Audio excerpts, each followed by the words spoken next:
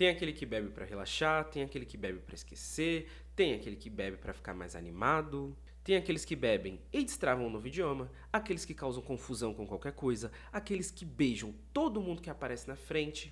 Não tem jeito. O álcool é parte da nossa cultura e cada indivíduo se relaciona com ele de uma forma. Tem quem consiga consumir tranquilamente, mas tem quem não.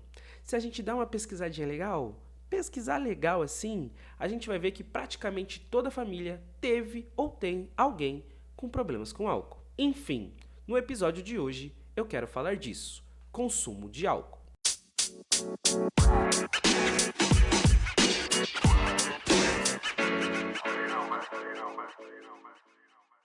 A ideia desse tema nasceu através de um questionamento que eu fiz pra mim mesmo.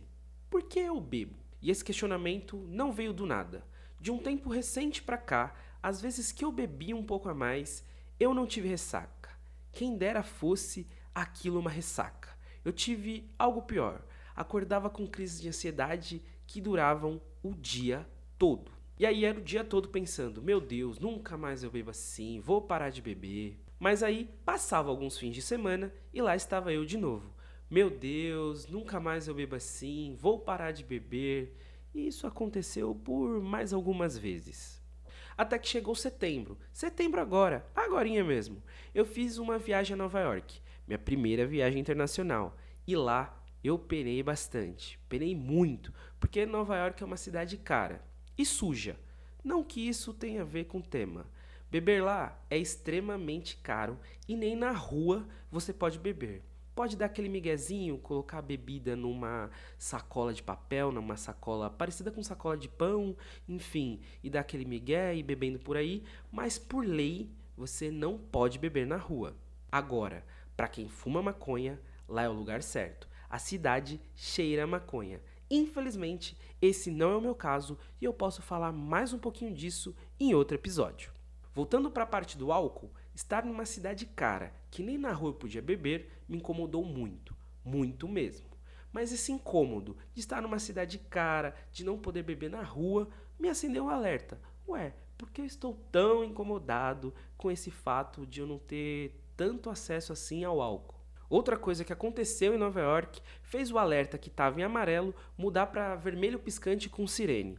Duas pessoas, em momentos distintos, chegaram até mim e falaram: Nossa, você tá mais tranquilo. Quando você bebe, você fala mais. Agora você é mais quietinho, mais tímido, né? Às vezes as pessoas nem imaginam. Ué, gente, nem imaginam o quê? Eu me transformo quando eu bebo? Será que eu fiz algo errado? Pronto. O alarme disparou e eu me questionei: por que eu bebo?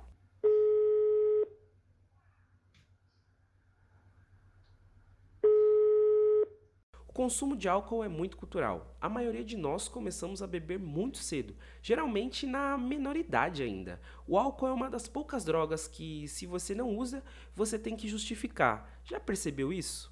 Se você falar que não fuma, as pessoas aceitam. Se você falar que não injeta, as pessoas aceitam. Se você falar que não cheira, as pessoas aceitam. Mas já tentou falar que você não bebe? Além da forte cultura alcoólica que vivemos, eu acredito que a maioria das pessoas começam a beber muito pelo pertencimento também. O sentimento de pertencer a algo. Principalmente quando você é jovem, esse sentimento é muito pulsante.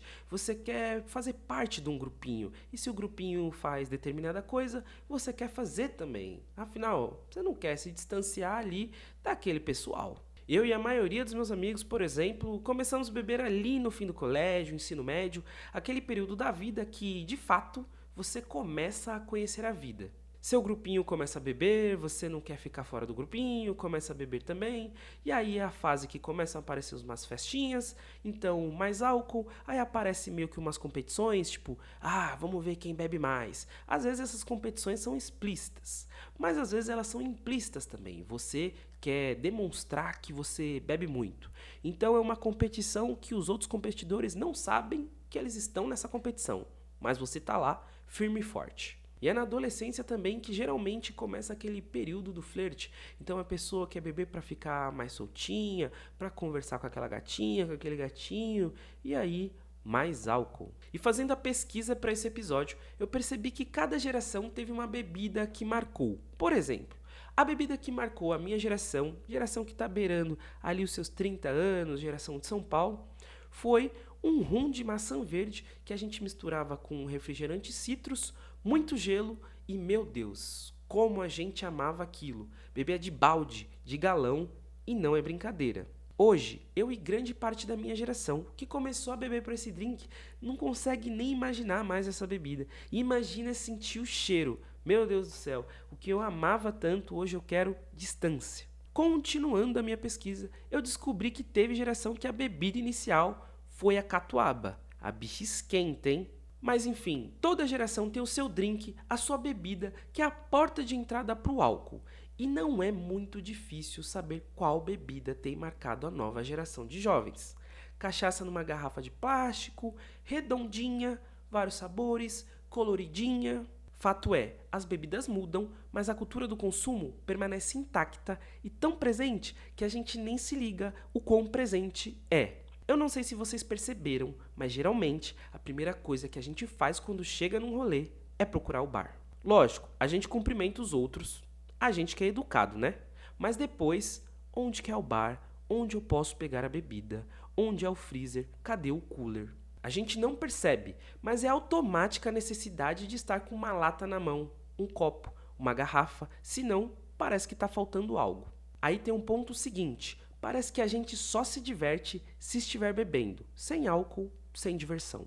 Você duvida? Tu faria um rolê sem álcool? Vai ter uma festa, só água, suco e refri. Você iria? Acabou a cerveja, acabou a amizade. Quem nunca ouviu essa? Eu resolvi entrevistar uma pessoa que eu sei que uma festa sem álcool não perderia a graça para ela, pois é um grande amigo meu, grafiteiro, e se você é de São Paulo, tem grandes chances de você ter visto um grafite dele por aí.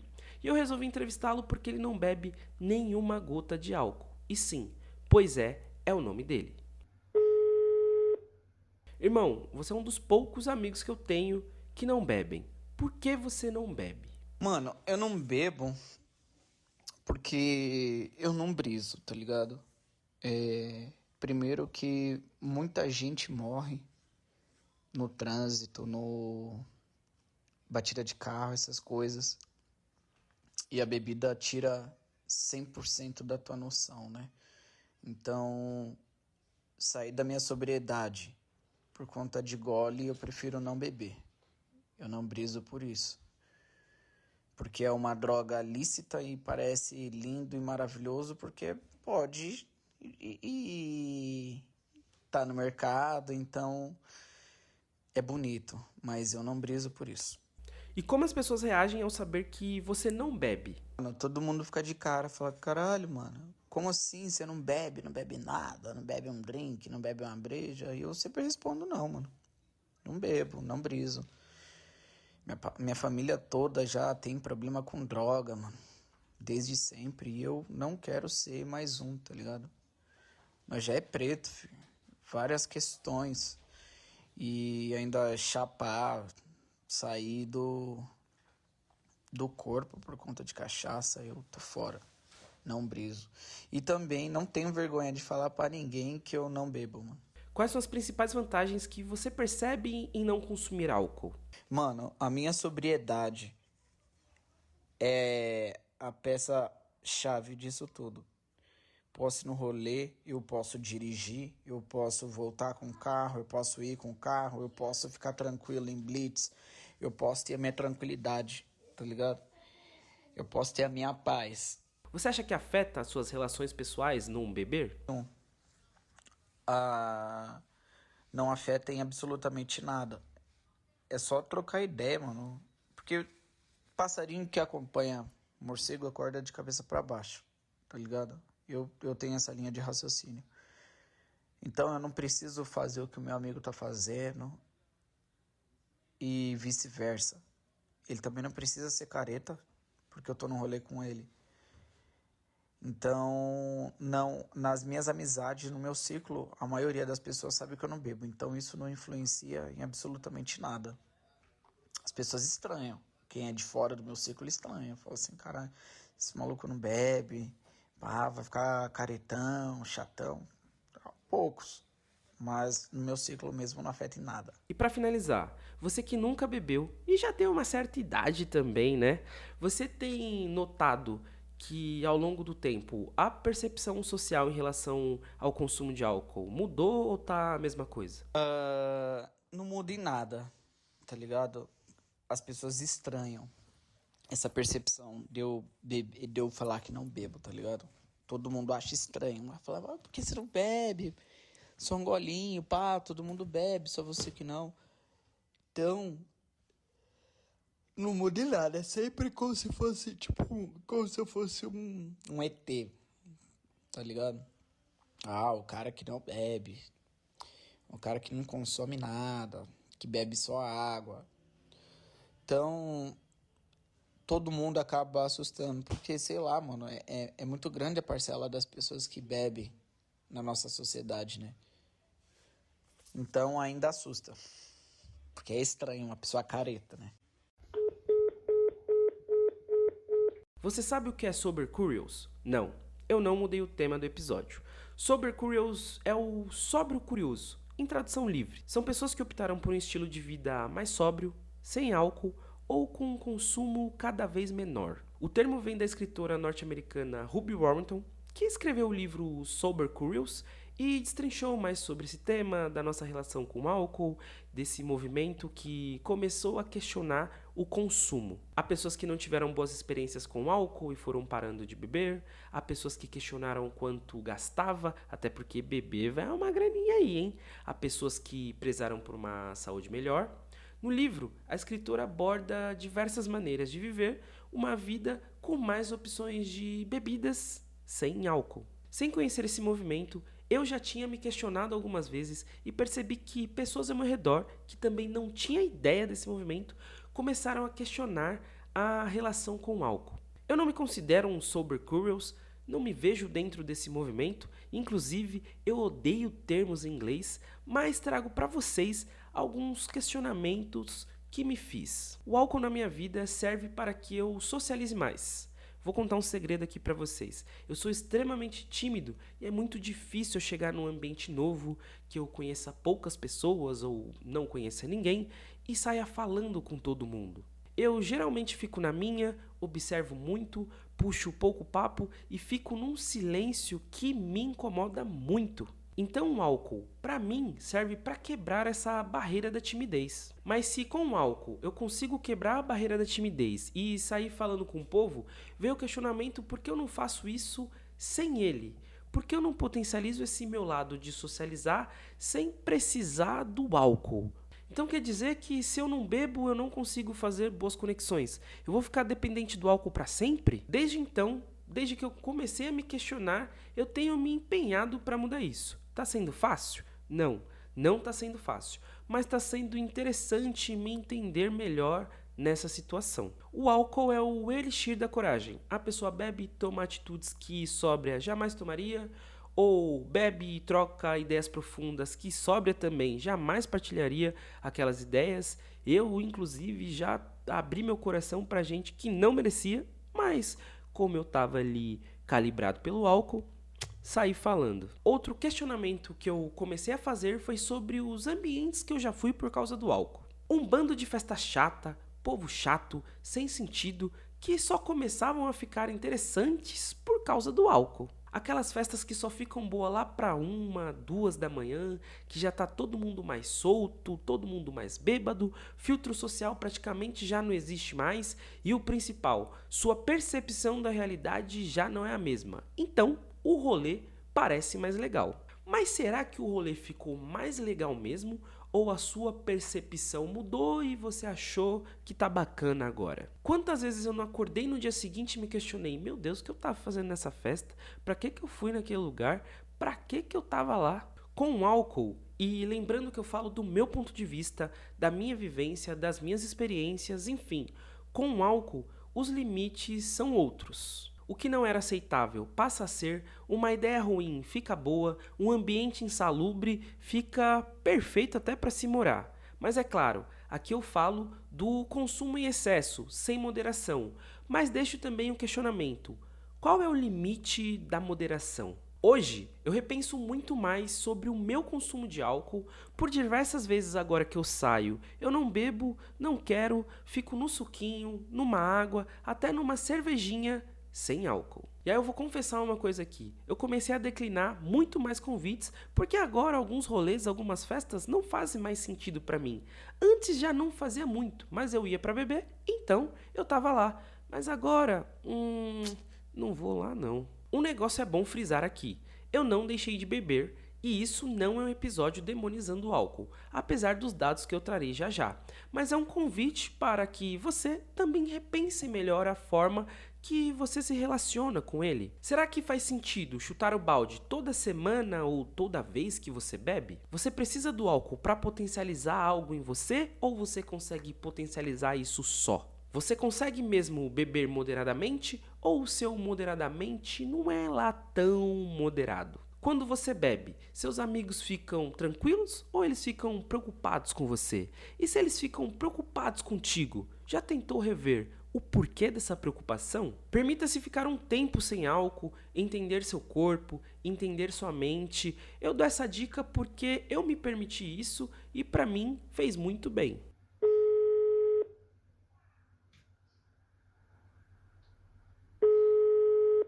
Vamos de alguns dados que eu busquei lá na OMS. Em todo o mundo, 3 milhões de mortes por ano resultam do uso nocivo do álcool, representando 5,3% de todas as mortes. O uso nocivo de álcool é um fator causal para mais de 200 doenças e lesões. O consumo de álcool causa morte e incapacidade relativamente cedo na vida. Na faixa etária de 20 a 39 anos, aproximadamente 13,5% do total de mortes são atribuíveis ao álcool. Caso você precise de ajuda, acesse o site www.aa.org.br.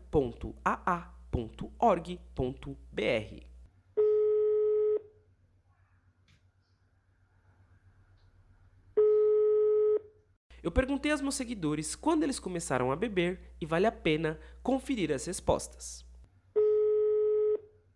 Aqui é Isabela Corbi, sou advogada popular, pesquisadora, professora. Eu comecei a beber aos meus 14 anos, dentro daquela lógica social do aceitável, de festa, tá tudo bem. E isso não pode se dar dessa forma, né? Tive vários episódios tristes, lamentáveis, mas com apoio da família, nada disso reverberou tanto na minha vida. E sem dúvidas, o terreiro de matriz africana, um terreiro de Umbanda, foi o caminho para eu entender como a bebida deveria caminhar na minha vida. Sucesso nessa nova empreitada. Salve, salve, meu nome é Renan, falo do Recife. Eu comecei minha vida alcoólica, melhor dizendo, com 13 anos de idade, com grande influência também da base familiar. Eu venho de uma base familiar por homens alcoólatras que começaram a beber ainda antes de mim, então beberam com seus 9 anos. Tenho um irmão dentro de casa que começou a beber ainda muito mais cedo, com 5 anos, então todo esse percurso.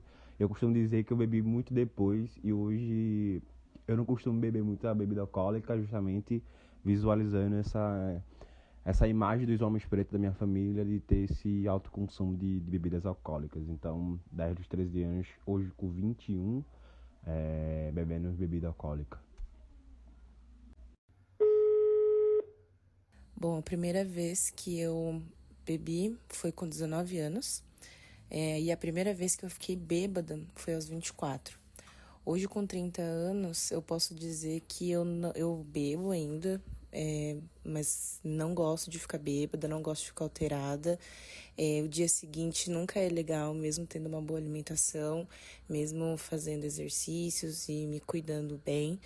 Então, eu posso dizer que dos 28 para cá, eu só fiquei bêbada 2 vezes. Então, acho que em 2 anos isso representa muito. Oi, bom dia. Meu nome é Aline Cardoso e parabéns aí pelo podcast. Respondendo a tua pergunta, né, sobre com quantos anos a gente começa a beber, eu acho que a minha primeira interação com álcool foi próximo aos 17 anos. Mas assim, o consumo mais consciente e o consumo mais frequente talvez começou ali pelos 24. Por hoje é só, família. Agradeço muito você que está aqui comigo. Siga o podcast aqui na plataforma, dê 5 estrelas, compartilhe com os amigos, com os inimigos também. O importante é espalhar a mensagem. E quinta-feira que vem, às 18 horas, tem episódio novo. E eu conto com você aqui mais uma vez. Beijos, beijos. Tchau, tchau.